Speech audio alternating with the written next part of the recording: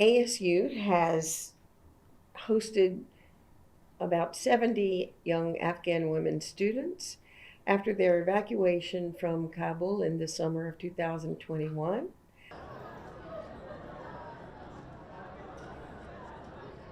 I think they're doing remarkably well, given that they were uprooted from their homes and from their families in a very difficult situation. The evacuation itself was pretty frightening for all of them. You all, as your cohort of women, and we figure since you're here, might as well see if we can get some airtime. They have one shared experience, and that was that evacuation experience. But other than that, they are from different parts of Afghanistan. They're different religions. They're from different ethnic groups. They have different career aspirations.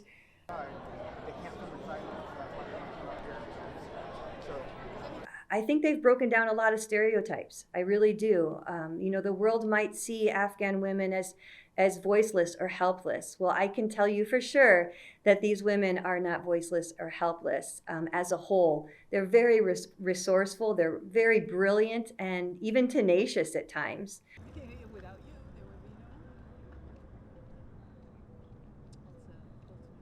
I wanted to get out of Afghanistan to be able to continue my education, but also one of the hardest because I left my relatives, my siblings, my parents, all behind, everything that I had there.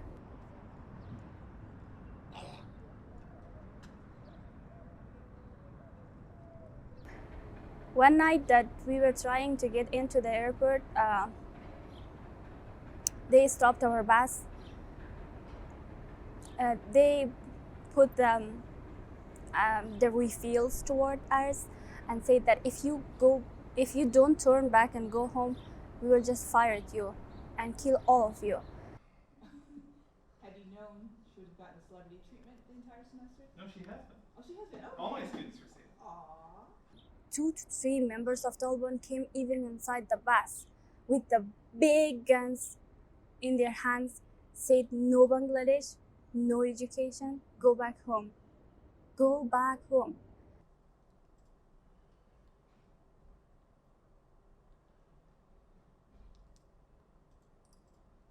I didn't go home. I went to one of my friends' home that was near to the airport because I just thought if I go back home, my family will never let me. After hearing all this story, they will not let me to again head back to the airport. He was great on that. Yeah. Mm-hmm. He's like, how often do you get to talk about medieval history?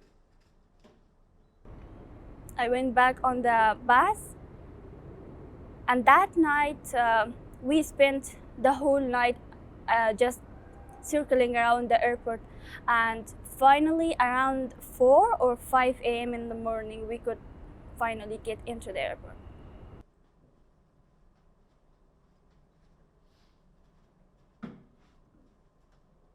Most of the time when I feel down and when I'm sad, I just call one of my friends, my Afghan friends, and we gather, make tea, cook something, and we just sit down and talk, and that gives me so much relief, and I'm refreshed after that.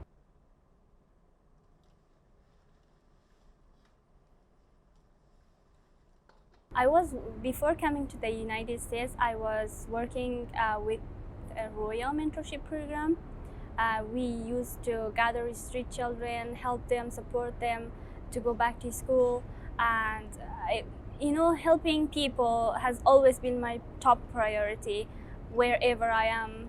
You're going to use the education help pages. All the answers are there. And I also gave you a little extra time. Morning. Morning. Islamic, how are you?